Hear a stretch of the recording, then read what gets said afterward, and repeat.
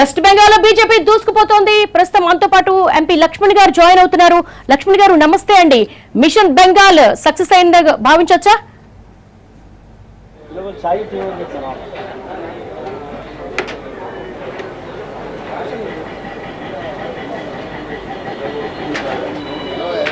లక్ష్మణ్ గారు నమస్తే అండి. నమస్కారం, చెప్పండి. దేశ రాజకీయాల్లో ఒక కీలకమైనటువంటి సంచలనంగా భావించవచ్చు. ఎందుకంటే చాలా బీజేపీకి ఒక చిరకాల స్వప్నంగా భావించవచ్చు. బెంగాల్ ఎట్టి పరిస్థితుల్లో హస్తగతం చేసుకోవాలి. మిషన్ బెంగాల్ సక్సెస్ అయిందని భావించవచ్చా?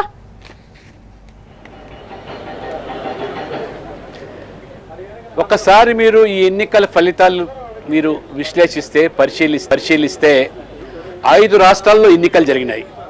బీజేపీ ఎన్డీఏ పాలిత రాష్ట్రాలు మినహాయిస్తే మిగతా 3 రాష్ట్రాల్లో కూడా అక్కడ డిఎంకే కానీ ఎల్డిఎఫ్ కానివ్వండి లేదా మిగతా టీఎంసీ బెంగాల్లో ప్రజలు ఆ ప్రభుత్వాల పనితీరు పట్ల ఏ రకంగా విసిగిపోయినారు. వాళ్ళ అవినీతి, వాళ్ళ యొక్క కుటుంబ పాలన, దౌర్జన్యాలు, అదే రకంగా ఒక రాక్షస పాలన అందించినటువంటి పార్టీలు, వాళ్ళ పట్ల విసుగు చెందినటువంటి ప్రజలు ఈ ఓటర్లో స్పష్టమైనటువంటి తీర్పునిచ్చారు.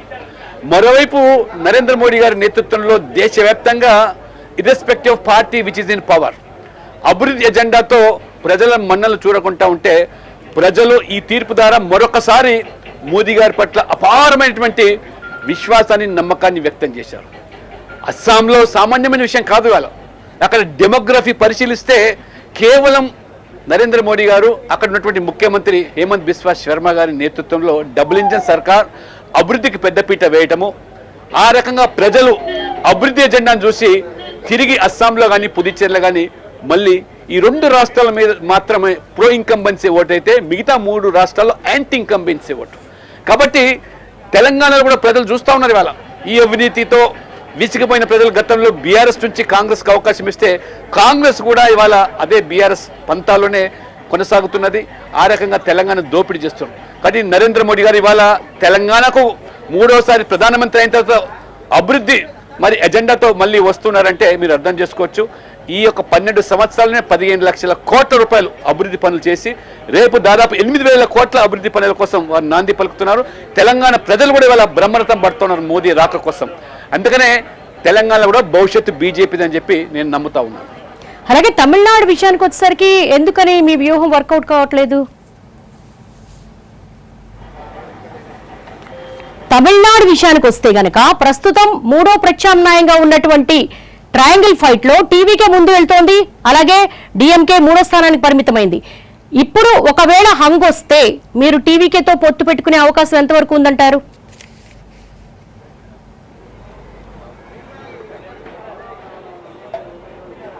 హలో, ఒక్కటి మాత్రం స్పష్టమమ్మా, ఇప్పుడు ఈ ప్రజాస్వామ్యంలో ప్రజలే నిర్ణేతలు. ప్రజలు అన్ని విషయాలు కూడా చాలా సూక్ష్మంగా గమనిస్తూ ఉన్నారు. 3 సార్లు ప్రధానమంత్రి కావడము మరి ఈ రోజుల్లో అంటే కేవలం అభివృద్ధి, వారి పట్ల ప్రజలకున్న నమ్మకము, విశ్వాసము, పేదల సంక్షేమ పథకాల్లో కూడా ఎటువంటివి కూడా భేదాలు లేకుండా, కులము, మతము, ఈ రకమైనటువంటి భేదాలు లేకుండా బీజేపీ పాలిత, ఎన్డీఏ పాలిత ప్రభుత్వాలు ప్రజలకు, అన్ని వర్గాలకు వారు మనకు ఓటు వేశారా లేదా అనేటువంటి ఆలోచనతో కాకుండా మోదీ గారు ఇవాళ బెంగాల్లో మీరు చెప్తున్నట్టుగా, చాలా మంది చెప్తున్నట్టుగా డెమోగ్రఫీలు మారిపోయి మైనార్టీ ఓట్లు ఇంత పెద్ద సీట్లు ఆ సంఖ్యలో ఉన్నప్పుడు కూడా బీజేపీ ఎట్లా విజయం సాధిస్తుందంటే ప్రజలు కూడా ఇవాళ కేవలం మతపరమైన రాజకీయాలకు పాల్పడే పార్టీలకు ఇవాళ బుద్ధి చెప్తున్నారు. అభివృద్ధికి మించి ఏ మతము, ఏ కులం పనిచేయదని చెప్పి కూడా ప్రజలు మరొకసారి ఈ తీర్పు ద్వారా స్పష్టం చేశారు. ఇవాళ బీజేపీ పాలిత రాష్ట్రాలు మనం చూస్తున్నాం. ఇవాళ ఉత్తరప్రదేశ్ కానీ, మధ్యప్రదేశ్ కానీ, రాజస్థాన్, అస్సాం కానీ పేదవాళ్ళు ఎవరో వాళ్ళందరూ కూడా ఇవాళ ఈ సంక్షేమ ఫలాలు అందుతున్నాయి. అంతేగాని అందులో మతం చూడడం లేదు, కులం చూడడం లేదు. అదే ఇవాళ మోదీ గారికి పెట్టుబడిగా ఇవాళ మరి బెంగాల్లో మొదటి నుంచి కూడా మా హోంమంత్రి అమిత్ షా గారు స్పష్టంగా చెప్తూ వచ్చారు, ఖచ్చితంగా ప్రజలు అక్కడ మార్పు కోరుకుంటున్నారు. కానీ ఒక భయం ఏదైతే మరి మమతా బెనర్జీ ప్రజల్లో ఏదైతే క్రియేట్ చేసిందో, మాకు ఓటు వేయకపోతే ఇక్కడ మరి ఇబ్బంది పాలవుతారని గతంలో కూడా ఓటు వేసిన వాళ్ళ మీద ఏ రకంగా దాడులు చేశారు, ఏ రకంగా వాళ్ళను భయభ్రాంతులకు గురి చేశారు. కానీ ఇవాళ ప్రజలు బీజేపీ, మోదీ గారి, అమిత్ షా గారు, అనేక మంది జాతీయ నాయకుల యొక్క ప్రచారం తర్వాత ఒక విశ్వాసం కలిగింది. నిర్భయంగా మనం ఓటు వేయొచ్చు, మనం ఓటు వేసేదానికి తప్పకుండా రాష్ట్రం అభివృద్ధి చెందుతుందనే భావనతో ప్రజలు ముందుకొచ్చి ఓటు వేయడంలోనే ఇవాళ స్పష్టమైన ఆధిక్యత బెంగాల్లో మనం సాధిస్తూ ఉన్నాం కదా. బీజేపీ ఆధిక్యానికి దారితీసినటువంటి ఒక 2-3 కారణాలు చెప్పండి. ఎందుకంటే మమతా బెనర్జీ కంచుకోట, ఆమె దాదాపు 3 సార్లు సీఎంగా అక్కడ ఒక చాలా పట్టు సాధించింది. అలాగే బెంగాల్ సంస్కృతిని ఆమె పెద్ద ఎత్తున ప్రచారం చేశారు.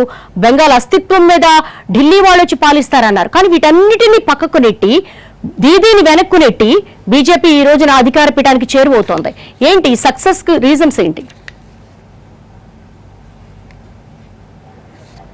హలో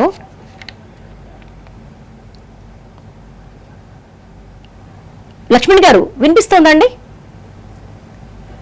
హలో లక్ష్మణ్ గారు వినిపిస్తోందండి? హలో గట్టిగా చెప్పండి. లక్ష్మణ్ గారు వినిపిస్తోందండి? హలో చెప్పండి కొంచెం గట్టిగా. లక్ష్మణ్ గారు, వెస్ట్ బెంగాల్లో మమతా బెనర్జీని వెనక్కు నెట్టి బీజేపీ ముందుకు వెళ్ళటానికి సక్సెస్ కి కారణమైనటువంటి ఒక 2-3 కారణాలు చెప్పండి. ఏ ప్రజలైతే గతంలో భయభ్రాంతులకు గురై మరి ఓటింగ్కు దూరం ఉన్నారో తెలంగాణ ప్రజల్లో కూడా ఇప్పుడు ఒక విశ్వాసం పెరిగింది.